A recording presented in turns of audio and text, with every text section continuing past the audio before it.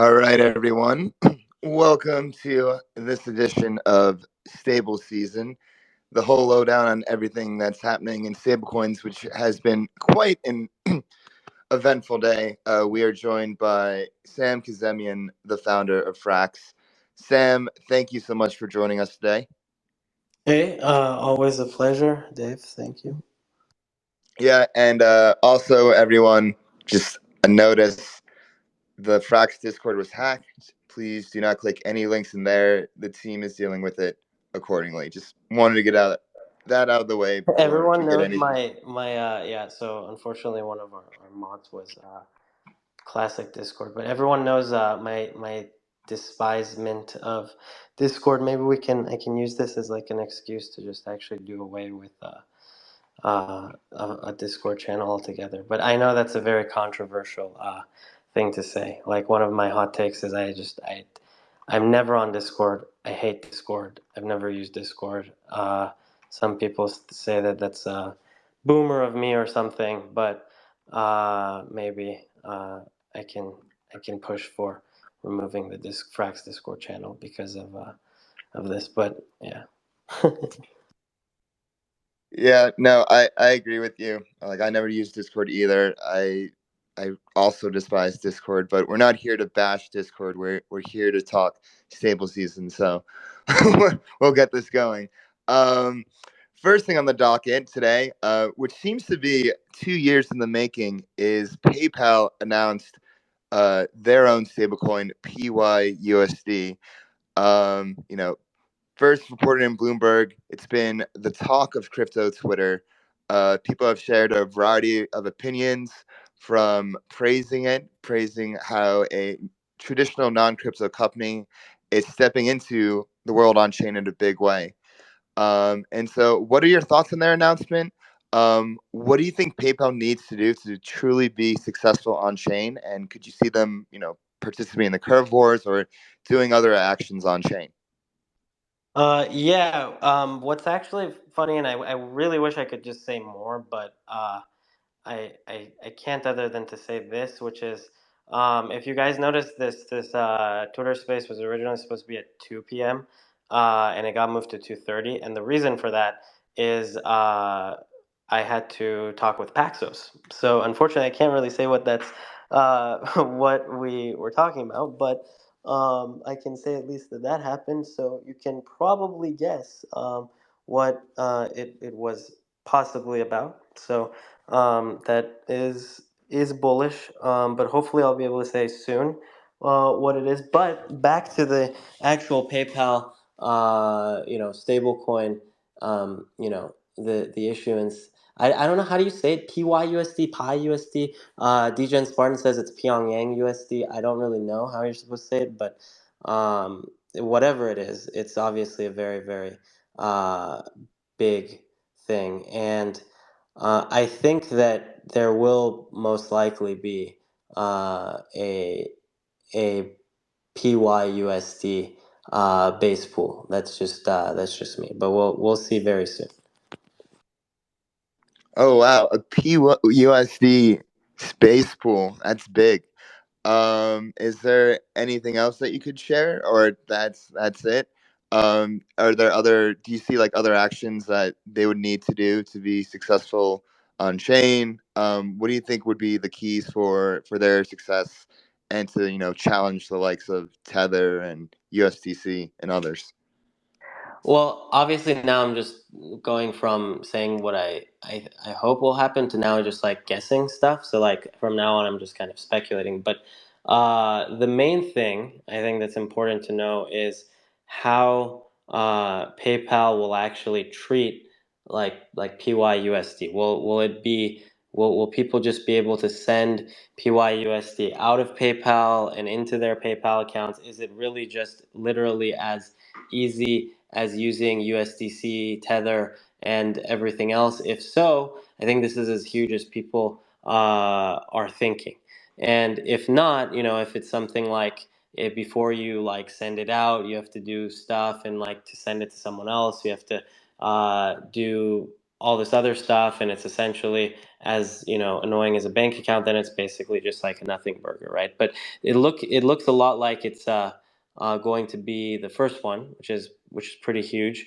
The other thing I think is important is that we have to see how all of these stablecoin issuers are actually going to um, either share the interest yield, and I know that that's like a weird word to say due to the regulatory stuff, but or at least in some way reinvest the interest and yield, because if it's going to be a high rate environment for the next, let's say, 1 year or even 2 years, who knows, right? Eventually rates will go down, but like if it's going to be 5%, 4%, 6%, whatever, for the next like 18 months, you're going to see a lot of changes in the stablecoin landscape based on which issuers can actually or will, in some way, either in innovative ways, in compliant ways, in traditional ways, in novel ways, actually reinvest the yield that they earn. You're already seeing that with Maker's DSR, which is really cool. It's probably the most forward-looking one, the way that Rune has the DSR kind of variable rate going. I think that that's actually a very, very great first step, and a very interesting take on how to do it. It actually, for anyone that hasn't been following that, the DSR right now yields like 8%. And that's much higher than the risk-free rate, but it's like a utilization rate where it actually tops off down at around 5.5%, which is the risk-free rate. So technically, Maker can service that rate infinitely if it just shovels the collateral into T-bills, essentially, right? And so that's an interesting take, right? Which is, it goes up the less people are staked into it, and then it goes down the more people are staked into DSR. So that's a very, very interesting mechanism for it. We have a totally new and different way of doing it for Frax V3, and a lot of people got a glimpse of that from the first step of that from my governance post to onboard Finres PBC, which is our public benefit corporation that basically connects the traditional financial world to the Frax protocol. It allows the Frax protocol to onboard and hold cash-like and cash-equivalent assets, and that's basically the first step to being able to reveal the full workings of Frax V3. So how that's actually related to PayPal in your original question, I think that that's a huge thing. If PayPal releases stablecoin, it does not in any way earn any kind of yield or anything. I think it'll be a dud for the next like 18 months, and everyone will use the ones that do earn yield. So that's one thing to watch out for. I think that they're going to have to figure out some way to actually get people to hold it, and if they don't, until rates go back down to near zero, very few people are going to use it for anything other than maybe payment settlement. So yeah. Yeah, so the number one thing that people should take away is if PayPal offers yield, then it's a big deal. If they don't, then it's a dud. So that actually leads to my next question. Do you see what kind of signal do you see this PayPal stablecoin sending to the rest of traditional finance? Do you see there to be a soon a race for more non-traditional crypto companies to create their own stablecoins? Have you heard any murmurs of it happening? And yeah, what are your thoughts on that?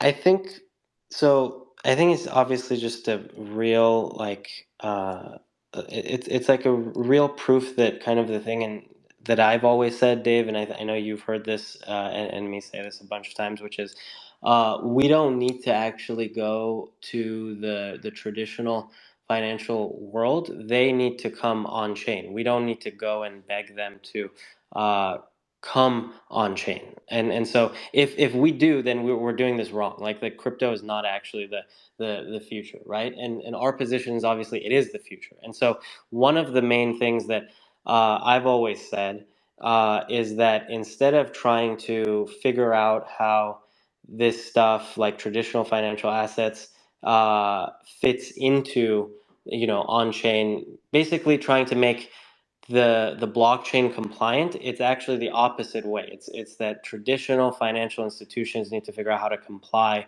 with new standards and new technology. That's always been my viewpoint. Like people ask, oh, like how come like you can't buy anything with Frax right now? Or how come you guys aren't working on point of sales or things like that? Or what about like a Frax debit card or something like that?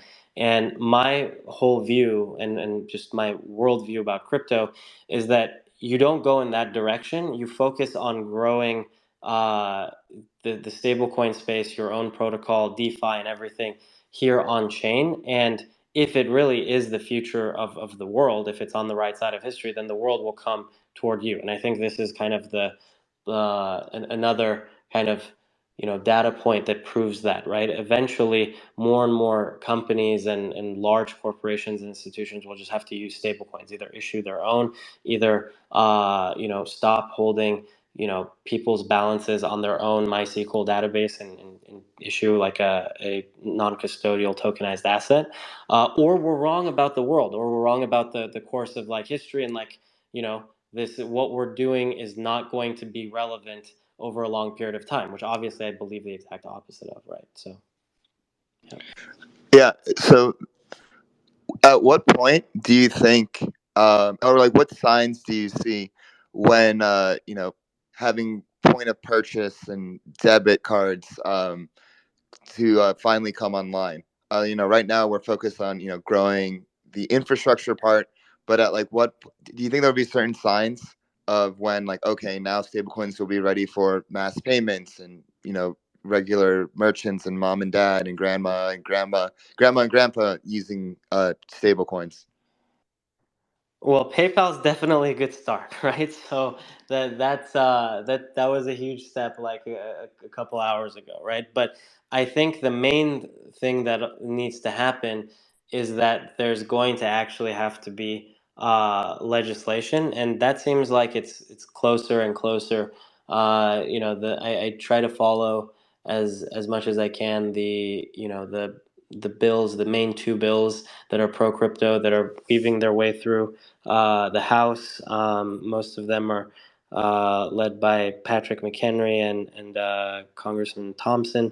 The first one, I believe it made it out of committee, and the stablecoin one also made it out of committee. So the next step on that for people that are wondering how the kind of legislative process works in the U.S. is then it has to be put to a vote on the House floor, and then it goes to the Senate. And the Senate, there's probably other challenges and modifications and proposals for the bill before there's a vote of the Senate. In which case, then it gets sent to the White House for Biden to sign it or to veto it. Right, that's usually the legislative process in the United States. But it looks pretty good. It looks like there's a decent chance, but we'll have to see. Yeah, going back to DAI and the recent rate hike with the DSR, how do you think the effects of that will reverberate throughout DeFi? And do you see, Frax?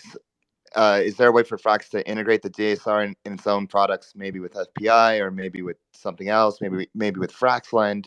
What do you think about that? Well, Fraxland is a cool idea. We're not against that, and that's actually something we can think about. But then the main thing we actually came to the conclusion of like we have to offer our own system of with our own innovations and our own way of basically bringing the yield curve for treasuries, right, and the Fed rate on chain and accessible to Frax users rather than going and like wrapping die, and then next or something, right?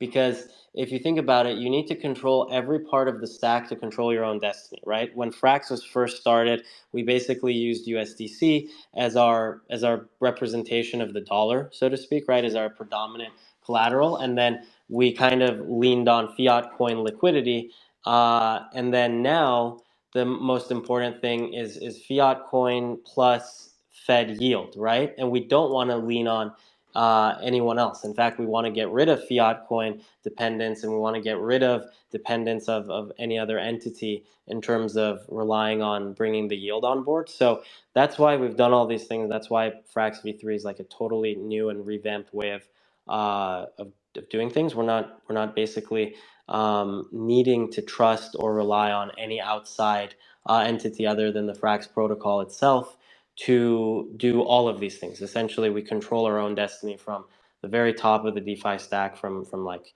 on chain, from Curve, right? We own a large amount of CVX and VECRV, right? We own a lot of assets. Soon we're going to be able to bring on chain, Fed rate yield, T-bills, and these things through our own infrastructure. And every part of the stack will be owned by Frax V3 itself, and as transitively by FXS holders, right? Because that's how it works. So Frax Lend is a good one. Well, I think actually we should look into that. But other than that, I think there's a certain power to holding everything in house and basically holding control of every part of the stack. Yeah, this leads to my next question about Frax V3. Can you explain why Frax V3 is structured the way it is? Why you chose this specific, nonprofit structure? What are some advantages of it, and what makes it safer than other structures?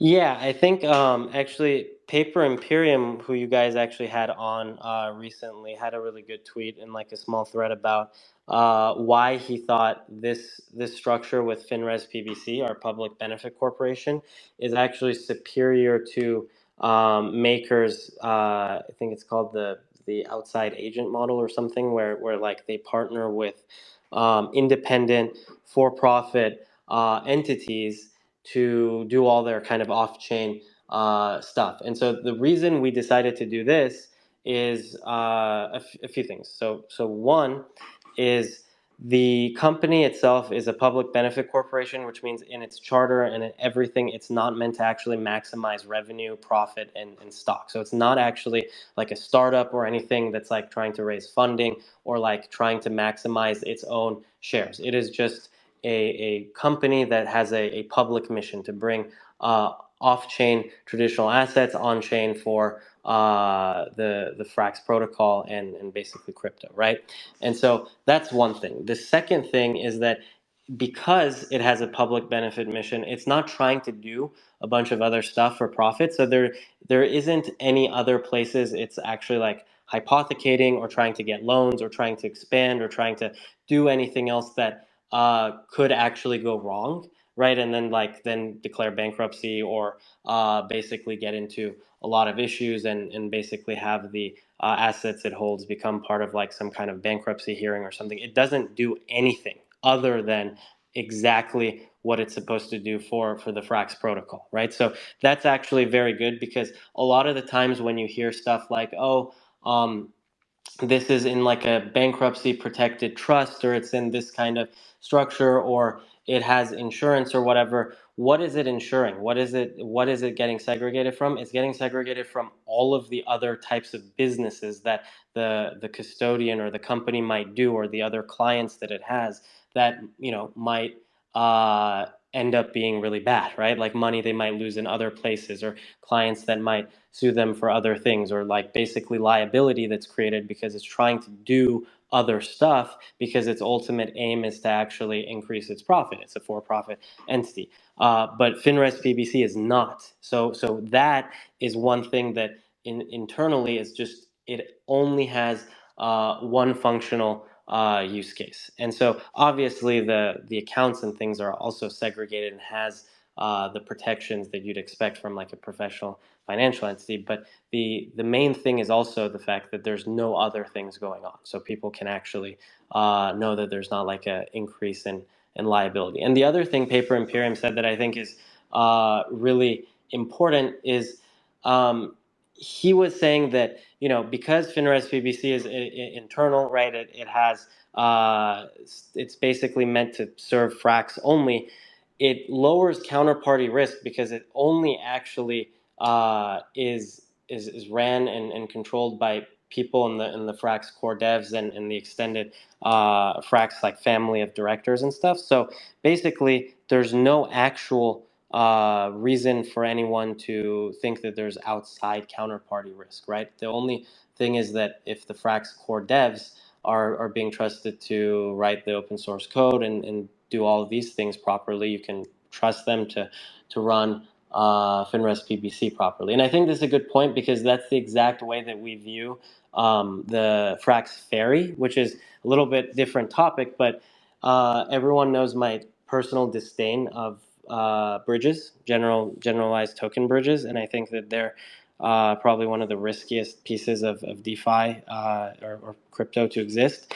And the reason that we actually have Frax Ferry is a way to issue native Frax across different chains and move native Frax between different chains that's ran, developed, and essentially overseen by the Frax core devs. So if you actually use Frax, your trust model is already, the Frax core devs are competent, right? And so you don't want to actually outsource that belief to an increasing number of people, to like 2 teams are competent, 3 teams are competent, 4 teams are competent. What you want to do is you want to actually have the view that all I have to trust is these guys are competent and not malicious, and you can use the Frax stablecoin, right? And so that's actually the same reason why we built Frax Ferry, is that people don't have to trust the actual bridge because they already trust us. So it's essentially the same trust model as just using the Frax stablecoin. So if you already are fine with using FrxETH, Frax, the dollar peg stablecoin, FPI, and all of these things, using Frax Ferry to get native Frax on a different blockchain does not in any way increase the trust assumptions or the risk, whereas using some third-party bridge and getting a wrapped version of these stablecoins does the same. It actually does not do the same thing. It actually does increase your risk. So when we designed Finres PBC, we're thinking about it the same way. It's just a bridge. The bridge should be ran by the core team, and the reason for that is you don't want to increase counterparty risk, and that's basically the way that we came up with this model. Now, is there anything that wasn't said in the initial proposal on the FraxGov forum that you can share with us about Frax V3? Any bit of alpha for us, for anybody in the audience? Yeah, I mean, I think people are starting to kind of piece it together. So Frax V3 has a few things. One is obviously the BAM will be a large part of its lending strategy. That doesn't mean FraxLend won't. FraxLend and the FraxLend AMO will continue to obviously operate and be a big piece of kind of something that backs the Frax stablecoin, but the BAM will be a huge innovation. There will also be FraxGov, which will control the whole thing. So for once, there actually won't need to be any trust in the MSIG or the signers. Everything will have to be voted on chain, and VFXS holders will either veto any kinds of asset movements or anything like that. And that's actually super important because for the first time after we deploy everything for Frax V3, we can't shut it down. Even if like the government or something or anyone wants us to shut things down, we actually cannot. It is an on-chain vote to move things around, and it'll have to be decided on by VFXS holders. So I think that's also really valuable. And the last part is that part of our overall strategy for bringing T-bill yield and extended out in yield curve interest rates on chain will be something that people probably know. It's called Fraxbonds. They've probably heard about it, but they don't know the exact kind of mechanics, and we'll announce that soon. But the main idea behind that is that they're tokens that automatically convert to Frax stablecoins at a specific maturity date, and they are deployable from a factory on chain, and they will be able to be released soon. People will be able to buy Frax bonds with Frax stablecoins, and they automatically convert to Frax on maturity. So there will basically be different maturity dates, and that yield curve will be able to be brought on chain, so people can actually invest in different time durations that they actually want to get the interest. For example, if you buy like a 2-year FXB, it'll be close to a 2-year treasury bill yield, right? And two years right now is about something like 7%. So, and that's actually infinitely scalable. So unlike Maker's DSR, uh, as many people that they want can just buy these FXBs, and they will automatically convert to Frax on maturity, and they'll be able to be backed by, you know, the corresponding date of the T-bills through Finres PPC. So that's actually very interesting, and another critical part of Frax V3. I don't think I've said that publicly yet, so that's something cool that people can, you know, start thinking about, and soon it'll be live. So I remember early on in the Frax protocol, there was an idea for Fraxbonds, but it didn't seem possible. But now with Frax V3 and bringing this T-bill yield on chain, it is possible. So do you think so? I assume that Frax V3, you know, has made it possible for bonds to come about, and before it wasn't possible. Is that a right way to view it? Well, they needed to work the right way, and they also obviously needed access to real treasuries, which are, you know, just starting to come onto DeFi with other T-bill projects. But obviously, we're going to bring it on board ourselves.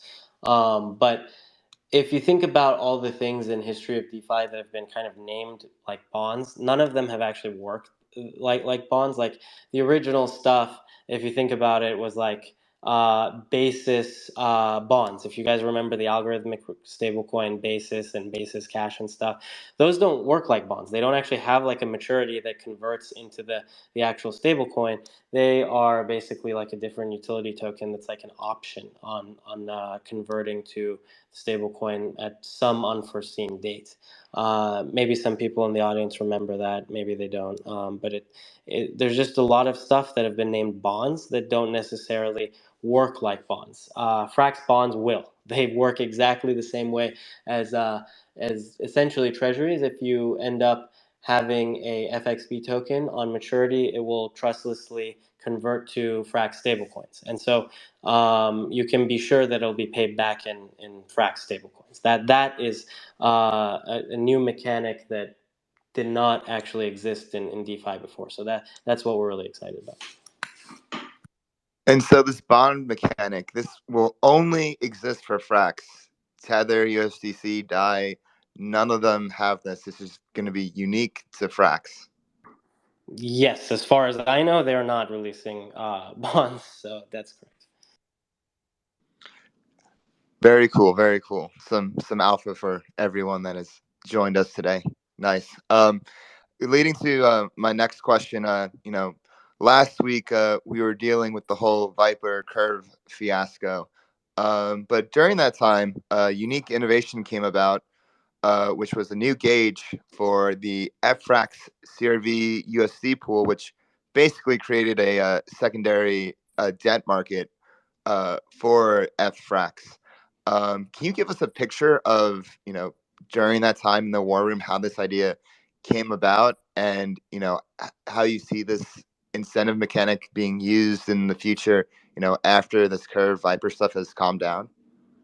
Yeah, well, first of all, that was actually Mitch's idea. And so obviously he's a very, very big giga brain. So it wasn't something that really, like, I specifically came up with. But it is a very, very cool point, right? You can have curve pools that are basically the deposit tokens in different Fraxland pairs, or it's kind of similar to having curve pools with like A tokens or C tokens, which some of those already exist. But I think it'll, you know, hyperscale a lot of these Fraxland pairs. Since they're isolated, people don't have to worry about any kind of different risk. They just need to know if they're okay with lending their Frax to, you know, CRV as an asset, or SFRAXETH as an asset, or something else, that they will get an insane amount of yield, right? Both from the interest rate from like CRV tokens, CVX tokens, and possibly FXS tokens if we add the gauge on top of the curve gauge. So those are some extremely lucrative like places to essentially lend an LP, obviously with a lot of their own associated risks, but at least the risks are isolated. Yeah, and it seems like CRV-USD could really carve out a niche of being, the de facto stablecoin for these, secondary Frax lend markets, which is pretty cool to see. Yeah, I think honestly, CRVUSD has been really, really good. It's performed quite well. The peg is decently tight. The llama liquidation kind of system is extremely effective, and it actually allows high LTVs fairly safely. I think that it's probably I think so far, at least this year, it's the coolest innovation to happen. Hopefully, Frax V3 can maybe a little bit usurp it, but it's definitely been a huge, huge innovation. Yeah, and can you also, now that that whole fiasco is over, we have time to reflect on the whole situation. What were your main takeaways from, the whole Curve Viper hack, and what do you think DeFi can learn from it? Main takeaway: compiler bugs, extremely, extremely scary, very scary. That was my main takeaway from it. I'm not really sure if I would go as far as trying to stand on a soapbox and say like, DeFi needs to learn a bunch of stuff about it specifically that some people were saying. Honestly, yeah, I think that it was a very scary bug. It highlights the actual dangers of compiler level issues that people don't usually think about. Usually, people basically thought that Curve is as safe as Uniswap, and not saying that it's not. It's just that not always those assumptions are true, and hopefully there's not a day where like there's an issue with like Uniswap's routers or some other pool or something, because that would definitely be a very dark day.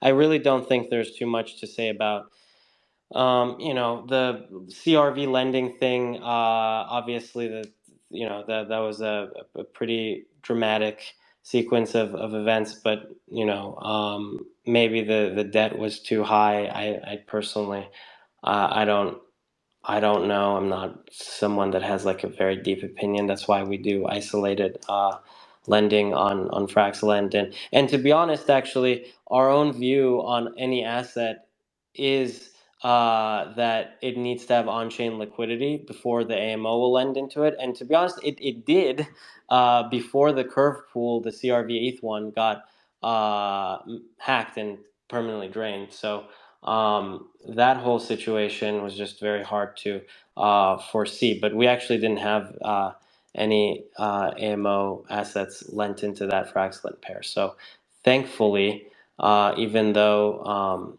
it could have been bad, nothing really was an issue. I don't think there's not really much to learn from it, to be honest with you. I'm just being there's just be very, very, very, very careful about compiler level bugs. Yeah, understood. One of my last questions before we get on to questions from the crowd is, generally speaking, with the flurry of activity we've seen in stablecoin land, whether it's with PayPal, Frax, Maker, how do you see the landscape evolving in the next 6 to 12 months? This is a really good question, because I always, and Dave, you know this a lot, is try to skate where the puck is going to go, not following where it's going right now. And the important thing is that I don't think that stable coins are going to look the way they did the past 2 years.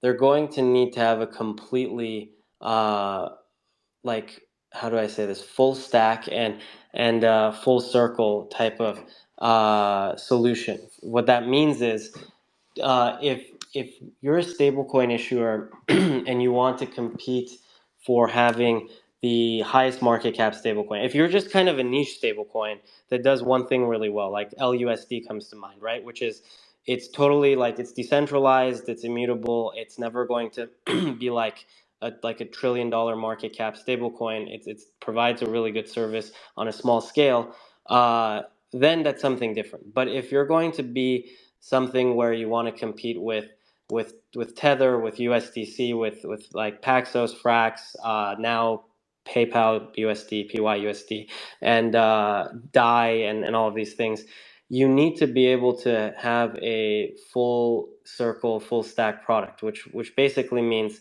you're going to be able to need to in some way distribute or reinvest risk-free yield that you capture.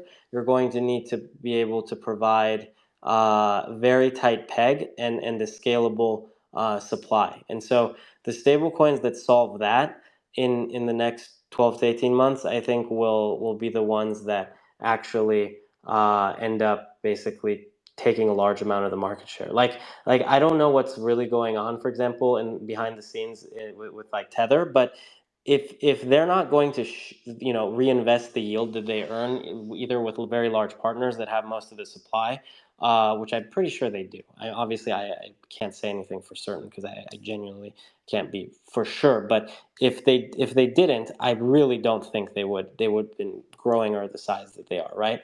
And so stable coins will need to figure out how to actually reinvest the yield they earn rather than just take it off the books as their own profit, right? And I think we have one of the coolest and most unique mechanisms with that, with Frax V3. And then they're also going to need to be able to service over collateralized, long tail and innovative ways of doing lending, right? And so we have FraxLend and the BAM for that.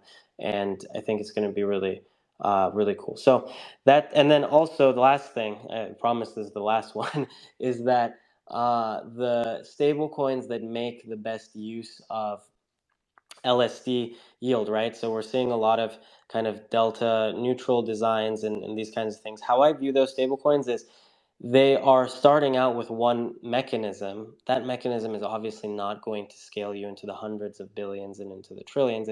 It's basically one AMO, so to speak, right? And you start out with that and you prove that it works. And then if you're trying to gun for the top kind of spot, the top market cap stablecoin asset, you will need to do the exact same thing I just highlighted. You're going to have to be able to have some kind of real world T-bill kind of strategy, whether you use someone else's, wrap, die, or Fraxbonds or something, or invent your own.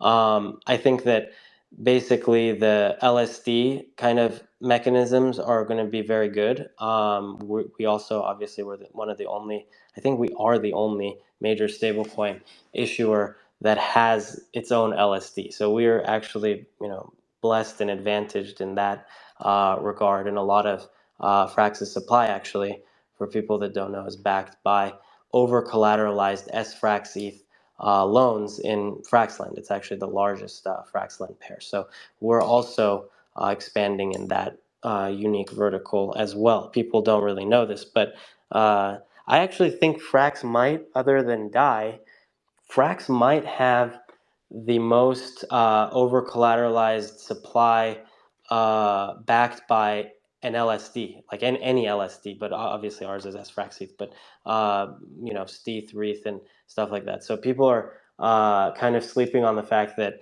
Frax is actually one of the largest of these LSD stablecoin kind of systems as well. It's one of our many levers. So yeah. Before we get to questions, one final one for me. Is there, other than Frax V3 and everything you have in the pipeline, is there any more alpha you can give, things that people should look out for, or a specific thing people should take away in the Frax roadmap over the next year? I mean, it's a really good question, but I think, I think if you look at the previous year until this point, and you look at how much the Frax core developers and the core team has done, what I can say just as like a high level comment is we've done a lot, but this next year is going to make the prior year look like we were slacking. And I think a lot of people that know us know that we are one of the top in terms of shipping teams in the industry, and we put out a lot of both innovation and sub protocols and products within the Frax ecosystem. And actually, we've sometimes gotten criticized by saying we're shipping too much and you're doing too much, and it's slow down and do less, basically, which is funny because that's not what people criticize almost any other team of doing. But my response to that is this next year it's going to be even more stuff than the previous year. So I hope everyone's ready. And we will leave it at that from my end. We will now open it up to the floor to see if anybody else has any questions. So please come and request, and we'll get you up here.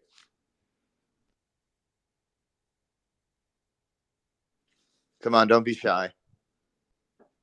Oh, we got one.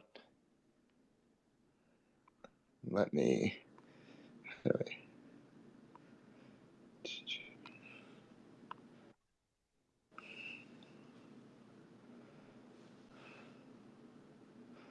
Crypto investor, probably the biggest alpha sleuth of Frax I've witnessed on Twitter.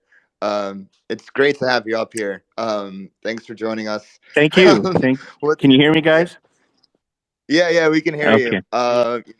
you. Appreciate all the work you've done. Thank you. And yep, and floor is yours. What's your question? Okay, well, I just heard Sam. Thanks you, Sam, for taking the question. I was a little curious about the FXBs that you mentioned. Will there be trading pairs on Curve for these FXBs? And are they NFTs? And will those pools eventually be incentivized for deep liquidity? I mean, so you're just reading my mind already, so I might as well just say, of course, there will be Curve pools for them. They're not NFTs; they're actually normal ERC20s. Okay. And they're staggered per year. So there's actually 4 FXB tokens, and they always cycle. So they always mature on January 1st of each year. So like once the nearest one matures, the next one actually goes out from the factory. So definitely, you're totally seeing the next step is that there will obviously be very deep curve pools for different yielding, different maturity of each of those 4 FXB tokens. And so they're not NFTs. So one thing we've decided to make sure that there's very, very deep liquidity for these, so people can buy and then get out and whenever they want. So go ahead. Right. And so they probably will be incentivized to get the deep liquidity as well. Indeed, they will. So effectively, even if you do have an FXV token, for example, that you bought for 95 cents on the dollar, right? Like you bought it for 0.95 frax, and it's going to convert to 1 frax on maturity, which is effectively a 5% yield. There will be additional yield on that because you can LP them into curve pools. So that's going to be very, very juicy. That's going to be very interesting. Yeah, no, thank you for taking the question. I really appreciate it. And thanks for everything you're doing, Sam. Really impressive. Thanks. All right. Do we have anyone else? Any questions, or anybody just want to come up here and say something?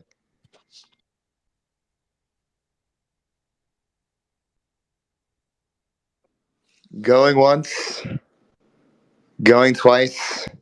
Don't be shy. Yes, all right.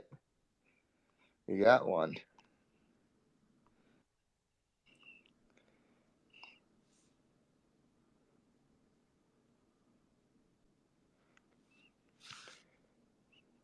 One sec, he is just connecting. Hello, mic check, mic check. Well. We have the co-host of Flywheel, Capital K on. Thank you for gracing the stage with your presence, Kit. GM, this is Kid from Flywheel. Again, Sam, thanks for hopping on. And Dave, I just want to say you are the master alpha extractor from Sam here today. I just want to come in and ask another question about FrxETH V2. I feel like a lot of attention has been around the Frax V3, but could you share a bit more details about what does the timeline look like for FrxETH V2, given that FraxGov has already been released and obviously Frax V3 is coming, like you said, within 30 days? Yeah, Dave is indeed the master extractor, and so to kind of level the playing field and do some FrxETH v2 news. Most of the protocol code is actually done. We have an audit basically uh, timed for in the next couple of weeks, assuming that that does not, there's not actually any other issues.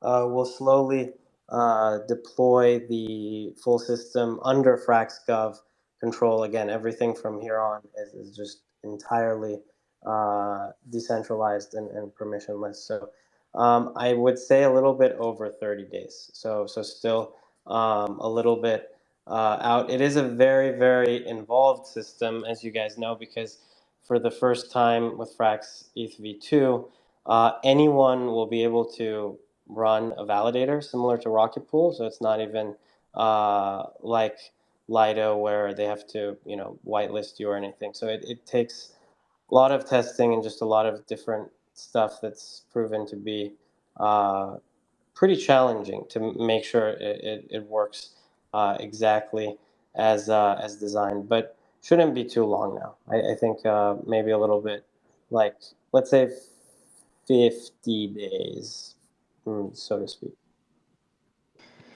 You heard it here, folks. 50 days, give or take. Guys, I had one more question. I don't know if you can take another question, Sam. Sure, yeah. For sure. Yeah. Okay, could you shed any more light on FRxUSD? And is that the token that represents the FXBs and replacing USDC ultimately in the curve pool against Frax? I might have been slightly premature about what FRxUSD would end up being in the whole ecosystem. It's not coming yet, but the thing I will say without kind of, I don't even know if it's giving too much away because it's so far out anyway, but I don't know if it really even counts as alpha, but it should one day represent direct deposits at the Federal Reserve, which is not happening this month, clearly.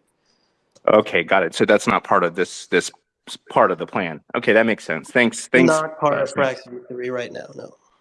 Got it. I have one more question before we end here. We covered Frax V3. We got a little bit into FrxETH V2, and it wouldn't be a full Frax session without mentioning Fraxchain. One of the more highly, out of all the things, like probably one of the most highly anticipated things, the end game of Frax eventually. Can you shed any more light in those developments and talks? Obviously, it's still early, but has there been any advancements in that regard? Yeah. Actually, it's not early. We've made a lot of advancements in that area. We have a lot of infrastructure providers already kind of geared up and ready to provide top tier developer experience once it's launched on day one. For example, there will be a Etherscan and full Etherscan service, API and everything, and a lot of other infrastructure providers. And we're actually trying to build the unique features that this one, Dave, you'll have to extract on a different a Flywheel episode than this one. But we're getting more and more closer to being able to actually release a public testnet of it. Still a couple months, but for a chain, a couple months is not that long, right? So it's actually pretty far along. One thing I want to highlight is a lot of people think Fraxchain is some kind of app chain. They think, oh, like Frax is, like just doing an app chain, like a bunch of, thousands of app chains that actually are going to exist in like the, app chain world in the next, bull market or whatever. No, actually, our hope is that, and our goal, as people might know if they've talked to me before, is we want this to be the largest L2. Like we really do. And the way that we're actually trying to do that is by making it so that the most useful yield from the Fed rate, from the best POS rate for ETH, and the best kind of inflation protected rate, all of these extremely useful ways to earn yield is basically the hallmark and central point of Fraxchain. And obviously there's some unique features that we're going to announce as well. But the main thing is that this is not an app chain. This is definitely much, much bigger in scale than you would actually kind of think an app chain would be. So people will have to wait a little bit to see our kind of vision for it roll out. But our goal is for this to be, if not the top, but one of the largest L2s by TVL and economic activity. So in building this L2, and it's not an app chain, its ambition is to be the biggest L2 out there.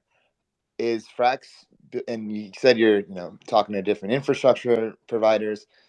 Is Frax going to use a stack from you hear about the OP Bedrock stack, you hear about Polygon ZK stack, you hear about other ones. Will Frax be utilizing one of those stacks, or will it be building something from the ground up? This one, Dave, you'll have to extract on the next Flywheel. All right, fair. We've received plenty of alpha this time around. I think people have more than they can chew and ponder on. I know I have. And on that note, I would like to close the stable season and alpha galore space with Sam Kazemian. Sam, thank you so much for coming on. We'll do this again soon, and there'll be more extraction to be had. Definitely. It's always fun, Dave. Thanks for having me on, man. Thanks, always. All right, thank you, everyone. And we will see you soon. And don't forget to subscribe to flywheeldefi.com because we are having a new website launching very soon. Brand new, built from the ground up. Not only are we going to have, our daily articles, podcasts, but we're going to have a complete resource center of Frax 101. So if you ever have any friends or researchers or anyone in between that is looking into Frax and they just don't know where to start, because we all start somewhere, we now have the location to send them. And if you want to be the first to know about Flywheel's launch, which is imminent for the new website, please go to flywheeldefi.com and subscribe. And on that note, thank you everyone for joining, and we'll see you on the next one. Thanks, guys. Bye.